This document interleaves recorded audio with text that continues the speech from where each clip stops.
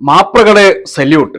വളരെ സന്തോഷകരമായ ആഹ്ലാദം നിറയുന്ന ഒരു കാഴ്ച, ഒരു വാർത്ത ഇന്ന് കാണാൻ കഴിഞ്ഞു, കേൾക്കാൻ കഴിഞ്ഞു. എന്താന്ന് വെച്ചാല് ബഹുമാനപ്പെട്ട കൃഷി വകുപ്പ് മന്ത്രി ശ്രീ ടി സിദ്ദീഖ് വാർത്താ സമ്മേളനം നടത്തുകയാണ്. വരാൻ പോകുന്ന പരിസ്ഥിതി ദിനവുമായി ബന്ധപ്പെട്ടുകൊണ്ട് ചില കാര്യങ്ങൾ പറയാനാണ് വാർത്താ സമ്മേളനം വിളിച്ചു കൂട്ടിയിട്ടുള്ളത്. അപ്പൊ അതിലേക്ക് ഒരാൾ കയറി വരികയാണ്.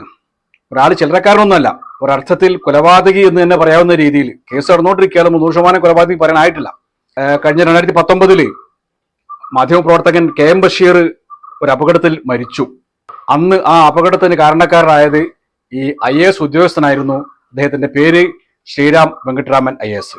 കൂടെ ഒരു പെൺ സുഹൃത്തുക്കളുണ്ടായിരുന്നു. അവരുടെ പേര് വഫ ഫിറോസ്.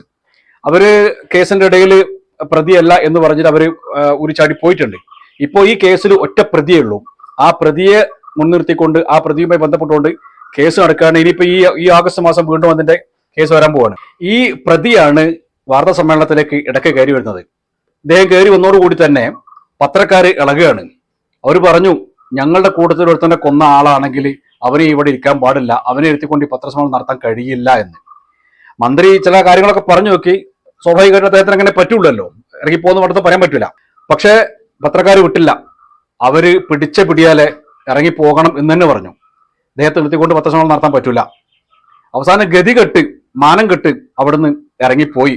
അപ്പൊ ഇതില് ഉണ്ടായ ഒരു സംഭവം എന്ന് വെച്ചാല്, ഞാൻ ഇതിന് ശേഷം ചാനലുകളൊക്കെ ഒന്ന് ഇങ്ങനെ മാറി നോക്കി.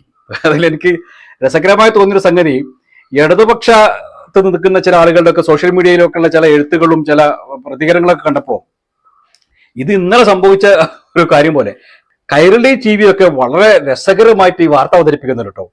അപ്പൊ ഞാൻ ആലോചിക്കായിരുന്നു, ഈ 2019 എന്ന് പറഞ്ഞാൽ ഇപ്പൊ കഴിഞ്ഞ 10 വർഷം കൈരളി ചാനലിന്റെ മുതലാളി ആയിരുന്നല്ലോ ഈ സംസ്ഥാനം ഭരിച്ചുകൊണ്ടിരുന്നത്.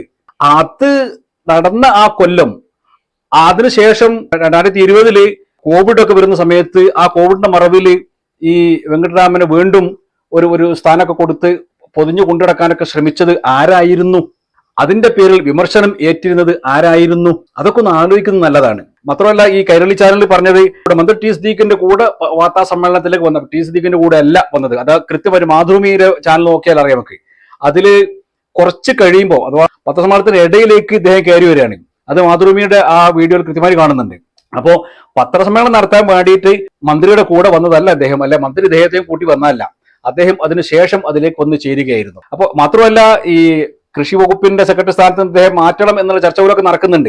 ഇടയ്ക്ക് കുറെ സംഗതി നടക്കുന്നുണ്ട്. ഇങ്ങനെ ഇപ്പൊ ഈ പുതിയ ഗവൺമെന്റ് വന്നപ്പം എങ്ങനെയൊക്കെ അതിനെ ചവിട്ടിക്കൂട്ടാം എന്നുള്ള രീതിയിലൊക്കെ CPM-ന്റെ പലതരത്തിലുള്ള കളികൾ നടക്കുന്നുണ്ട്. അപ്പോൾ അത് നമുക്ക് വേറെ ചർച്ച ചെയ്യേണ്ടതാണ്. എന്റെ വിഷയം ഇപ്പൊ അതല്ല. സന്തോഷം ഉണ്ടായിട്ടുള്ളത് ഇതാണ്, മലയാള മാധ്യമ പ്രവർത്തകർ, നമ്മളെ പ്രിയപ്പെട്ട മാപ്രകള് ഇറക്കി വിട്ടു എന്നുള്ളതാണ്. അതിന് പ്രിയപ്പെട്ട ബഹുമാനപ്പെട്ട ആദരവാക്കപ്പെട്ട മാപ്രകളെ സല്യൂട്ട്, ബിഗ് സല്യൂട്ട്.